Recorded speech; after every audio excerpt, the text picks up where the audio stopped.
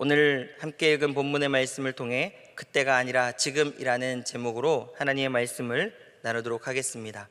에스겔은 고난의 종이라 불릴 만큼 매우 특이한 삶을 살았습니다. 하나님께서는 백성들이 당할 고난을 동일하게 에스겔 선지자의 삶을 통해 체험하게 하시고 그 상징적인 모습들을 백성들에게 성취하실 그 말씀을 오늘 선지자를 통해서 눈으로 직접 보게 하셨기 때문입니다. 오늘 말씀도 그렇습니다. 먼저 21절에서 22절의 말씀을 제가 다시 한번 읽겠습니다. 우리가 사로잡힌 지 12째 해 10째 달 5째 날에 예루살렘으로부터 도망하여 온 자가 내게 나와 말하기를 그 성이 함락되었다 하였는데 그 도망한 자가 내게 나아오니 전날 저녁에 여호와의 손이 내게 임하여 내 입을 여시더니 다음 아침 그 사람이 내게 나올 그때에 내 입이 열리기로 내가 다시는 잠잠하지 아니하였노라. 오늘 본문의 사건, 즉 이 에스겔 24장이 예언이 성취되는 일이 있기 전까지 에스겔은 벙어리로 지내고 있었습니다. 24장에서 에스겔은 아내의 죽음을 소재로 한 예루살렘의 성전의 멸망에 관한 이 표적을 행한 이후에 그 예언이 성취되어지기까지 벙어리로 계속해서 지냈던 것이죠. 그리고 오늘 에스겔이 침묵을 끝내고 다시 하나님의 말씀을 선포해야 될 그때가 온 것입니다. 이전에 에스겔이 선포했던 예루살렘의 멸망이 현실적으로 성취가 된 것이죠. 에스겔 24장 25절에서 27절을 보시면 인자야 내가 그 힘과 그 즐거워하는 영광과 그 눈이 기뻐하는 것과 그 마음이 간절하게 생각하는 자녀를 데려가는 날 곧 그날에 도피한 자가 내게 나와서 내 귀에 그 일을 들려주지 아니하겠느냐. 그날에 내 입이 열려서 도피한 자에게 말하고 다시는 잠잠하지 아니하리라. 이같이 너는 그들에게 표징이 되고 그들은 내가 여호와인 줄을 알리라. 아멘. 이렇게 하나님께서 에스겔에게 말씀하셨고 오늘 33장 21절이 이 예언이 성취되어지고 있는 말씀입니다. 오늘 본문의 말씀을 근거로 이 현재 상황은 에스겔이 포로로 잡혀간 지 12년째인 시점에 있었던 사건임을 알 수 있습니다. 이 말씀은 바벨론의 2차 공격으로 에스겔을 비롯한 유다 왕 여호야긴과 1만 명의 포로가 바벨론으로 잡혀간 지 12째 해 10째 달 5째 날이라는 의미를 가지고 있죠. 그러므로 에스겔이 포로로 잡혀간 해가 주전 597년이기에 오늘 본문은 주전 585년경, 즉 남유다가 멸망하고 1년쯤 지난 시점임을 알 수 있습니다. 그리고 24장 1절에서 9째 해 달 10째 달 10째 날 곧 바벨론 왕이 예루살렘을 포위하기 시작하였을 때 마지막으로 성의 멸망을 선포하고 벙어리가 되었기에 예루살렘의 함락과 유다 멸망에 관한 소식을 들을 때까지 에스겔의 침묵했던 이 벙어리가 되었던 기간은 대략 3년 정도 된 것입니다. 예언이 성취된 시점이기도 하지만 말씀을 선포한 에스겔의 입장에서도 예루살렘의 함락 소식은 마음이 찢어지는 심정이었을 것입니다. 그러나 소망이 있는 것은 여호와의 손이 에스겔에게 임하였다는 것이죠. 여호와의 권능이 선지자에게 임하여 그 입에 말씀을 넣어주신 것은 망함이 끝남, 소망이 없음이 아닌 회복의 시작, 하나님께서 일하시는 구원의 때를 의미하고 있는 것이기 때문입니다. 사랑하는 성도님들, 오늘 우리에게도 우리의 매일의 삶에 하나님의 말씀이 임하면 소망이 있는 줄 믿으시길 바랍니다. 모든 것이 다시 회복해 될 것을 믿고 나아가시길 바랍니다. 그러면서 오늘 말씀은 23절에서 29절까지 유다의 남은 사람들에 대한 경고와 또 30절에서 33절까지 바벨론 포로된 백성들에게 주는 경고의 말씀으로 이어지고 있습니다. 예루살렘이 무너진 소식은 에스겔 선지자에게는 물론 포로로 잡혀온 사람들에게도 굉장한 충격이었을 것입니다. 비록 자신들은 바벨론으로 끌려왔을지라도 예루살렘은 하나님의 성전이 있기 때문에 절대로 무너지지 않을 것이라는, 하나님께서 그곳이 함락되는 것을 절대로 허락하지 않으실 것이라는 그들 나름대로의 기대가 있었고 확신이 있었기 때문입니다. 그러나 하나님께서는 예루살렘이 무너진 이유에 대해, 그리고 아직 그곳에 남아있는 백성들에게 오늘 본문을 통해 무엇이라 말씀하고 있으십니까? 우리 한번 말씀을 다시 한번 보도록 하겠습니다. 24절부터 26절의 말씀을 우리 다 같이 한 목소리로 읽어보시도록 하겠습니다. 시작. 인자야 이 이스라엘의 황폐한 땅에 거주하는 자들이 말하여 이르기를 아브라함은 오직 한 사람이라도 이 땅을 기업으로 얻었나니 우리가 많은즉 더욱 이 땅을 우리에게 기업으로 주신 것이 되느니라 하는도다. 그러므로 너는 그들에게 이르기를 주 여호와께서 이같이 말씀하시되 너희가 고기를 핏째 먹으며 너희 우상들에게 눈을 들며 피를 흘리니 그 땅이 너희 기업이 될까 보냐. 너희가 칼을 믿어 가증한 일을 행하며 각기 이웃의 아내를 더럽히니 그 땅이 너희의 기업이 될까 보냐 하고, 많은 백성들은 바벨론 포로로 끌려간 이후에 남아있는 이 백성들에게 있어서 그들의 마음은 하나님의 심판은 끝났다 였습니다. 그리고 포로로 끌려간 이 사건이 모든 백성들에게 동일하게 하나님께서 죄를 깨닫게 하시고 돌이키게 하시려는 심판이다 라고 생각하지 않았습니다. 포로로 끌려간 사람들은 마땅히 그들의 죄로 인해서 벌을 받은 것이고, 남겨진 사람들은 하나님 보시기에 그래도 의로웠기 때문에 남겨진 것이다 라고 생각하고 있었기 때문이죠. 이러한 생각에서 비롯된 것이 오늘 말씀의 생각으로 커져버리게 된 것입니다. 그래서 24절의 말처럼 하나님께서 아브라함이 혼자일 때에도 이 땅을 주셨는데, 아브라함같이 의롭고 자신들은 또 숫자도 이렇게 많은데 예루살렘을 차지하고 있지 못할 이유가 없다라고 그들은 생각하고 있었습니다. 즉, 잘못된 선민 사상으로 인해서 어떤 상황이라도, 그들이 어떠한 삶을 살고 있다 할지라도 하나님의 백성은 무조건 복을 받고 하나님의 백성에게는 하나님께서 무조건적으로 다 하여 주실 것이기 때문에 절대로 망하지 않을 것이다 라고 생각하고 있었던 것이죠. 그러나 하나님께서는 이러한 백성들의 생각 앞에서 무엇이라 반문하고 계십니까? 우리가 함께 읽은 말씀처럼 너희가 고기를 핏째 먹으며 너희 우상들에게 눈을 들며 피를 흘리니 그 땅이 너희 기업이 될까 보냐. 너희가 칼을 믿어 가증한 일을 행하며 각기 이웃의 아내를 더럽히니 그 땅이 너희 기업이 될까 보냐. 이렇게 말씀하고 있죠. 무늬만 선민이고 무늬만 아브라함과 같이 의롭다 말하고 있지 삶의 모습은 하나님과 아무 상관없는, 오히려 이방 백성들의 모습과 똑같다라고 말씀하고 있는 것입니다. 그래서 그 삶으로 인해서 하나님께서는 그 땅을 그들에게 기업으로 주지 않으시겠다라고 말씀하고 있는 것이죠. 사랑하는 성도님들, 오늘 이스라엘 백성들의 이 고백 가운데에서도 그랬지만 세상은 숫자를 중요하게 생각합니다. 그러나 하나님의 생각은 다를 수 있죠. 교회 안에 사람들이 몇천, 몇만 명을 이루고 있다 할지라도 삶의 모습이 하나님과 아무런 상관이 없는 무늬만 그리스도인들로 가득 차 있고 무늬만 선민인 사람들로 가득 차 있다면 하나님은 그곳을 기업으로 주지 않을 것임을 오늘 말씀을 통해 우리에게 선포하고 있는 것입니다. 약속의 땅 가나안 땅은 약속을 주신 분의 말씀에 순종하며 사는 자가 상속받는 땅이지요. 아브라함처럼 하나님의 말씀에 순종하며 거룩함으로 사는 자가 땅을 차지하게 되는 것입니다. 그러니까 단순히 남아있는 정도가 아니라 하나님의 말씀에 경고에 귀를 기울이고 죄악에서 떠나 하나님께로 돌아오는 자가 이 약속의 땅을 기업으로 받는 것이다라고 말하고 있는 것입니다. 그래서 하나님께서는 백성들에게 27절과 28절에 이어서 하나님의 그 백성들에게 이루실 심판을 말씀하시고 29절의 말씀처럼 27절과 28절의 심판이 성취되었을 때 그때 비로소 내가 여호와인 줄을 그들이 알게 될 것이다 라고 선포하고 있는 것입니다. 그렇다면 바벨론 포로로 끌려간 사람들은 무언가 달랐을까요?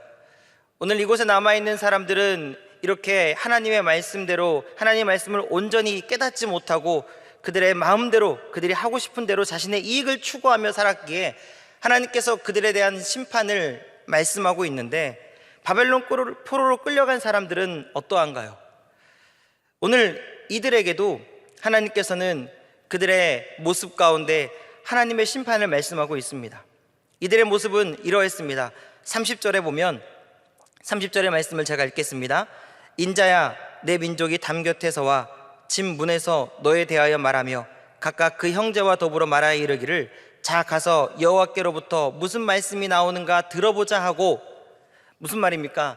여호와께로부터 무슨 말씀이 나오는가 하면서 이스라엘 백성들이 에스겔을 찾아 그 앞에 앉아있는 모습을 우리는 연상하게 됩니다. 어쩌면 마치 하나님의 말씀을 사모하고 말씀에 순종하는 자들만 모여 있는 것 같습니다. 여호와의 참 백성처럼 말씀을 듣기 위해 에스겔을 찾고 있는 백성들의 모습이 그려지는 것 같습니다. 그러나 오늘 말씀에서 31절에서 무엇이라고 이 백성들을 하나님은 말씀하고 있습니까? 백성이 모이는 것 같이 내게 나아오며 내 백성처럼 내 앞에 앉아서 내 말을 들으나 그대로 행하지 아니하니 이는 그 입으로는 사랑을 나타내어도 마음으로는 이익을 따름이라. 아멘. 무엇이라 말씀하고 있습니까? 포로로 끌려온 후에 철저한 회개 끝에 하나님과 백성 사이의 관계가 회복되어진 것처럼 그렇게 겉모습은 보이고 있지만 실상은 아니었다라는 것입니다. 겉모습만 그럴듯하게 바뀌었을 뿐이라는 것이죠. 그래서 하나님께서는 그들의 마음을 정확하게 꿰뚫어 보시고 말씀을 들으려고 에스겔의 집을 찾지만 이들은 듣기만 할 뿐이다.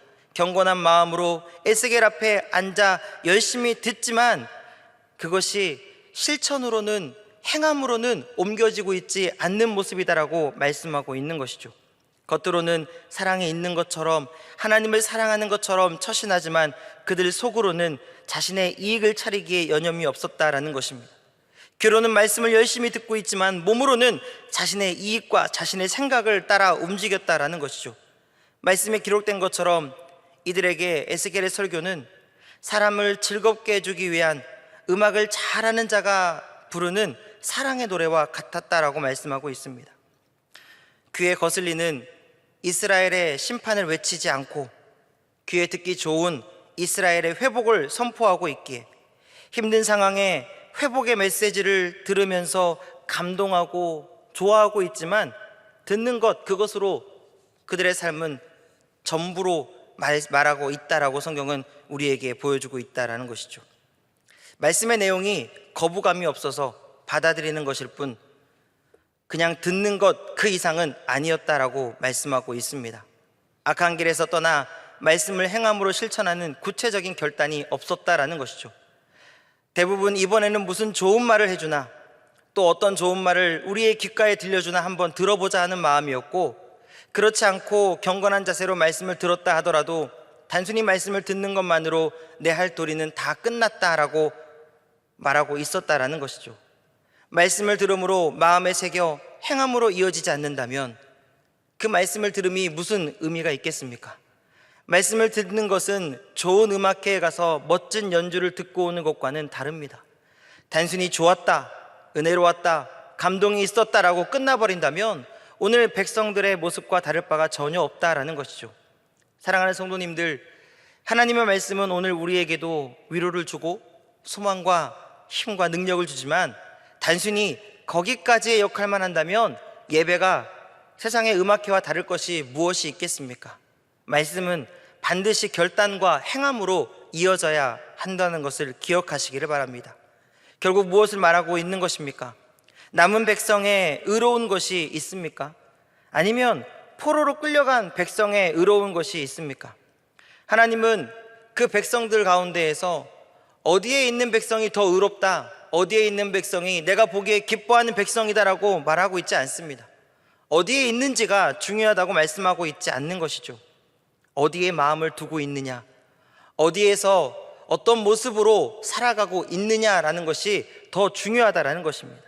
그래서 말씀을 통해 함께 살펴보신 것처럼 남은 백성이나 포로된 백성이나 하나님의 심판을 경험했음에도 여전히 회개하거나 죄에서 돌이키는 모습을 찾아볼 수 없다라고 말씀하고 있는 것이죠. 하나님의 시각에서 바라볼 때 그분의 생각은 아직도 깨닫지 못한 백성들로 인해 가슴을 치고 있는데, 백성들은 그 남은 자나 끌려간 자나 여전히 깨닫지 못하고 있는 것을 우리는 살펴볼 수 있다라는 것입니다. 그러나 중요한 것은 무엇입니까? 백성들이 깨닫지 못하고 있다 할지라도 하나님은 하나님의 일을 하신다는 것입니다. 사람들이 믿지 않는다고, 믿기 힘들다고 하나님의 말씀의 선포가 응답되지 않는 것은 아닙니다. 하나님은 반드시 하나님의 일을 행하시기 때문이죠. 그래서 오늘 본문을 통해서도 두 곳에 있는 백성들에게 공통적으로 하나님이 무엇이라 결론을 내리고 있습니까? 우리 29절과 33절의 말씀을 다시 한번 읽도록 하겠습니다. 29절입니다. 내가 그들이 행한 모든 가증한 일로 말미암아 그 땅을 황무지와 공포의 대상이 되게 하면 그때 내가 여호와인 줄 그들이 알리라 하라. 33절입니다. 그 말이 응하리니 응할 때에는 그들이 한 선지자가 자기 가운데 있었음을 알리라. 아멘.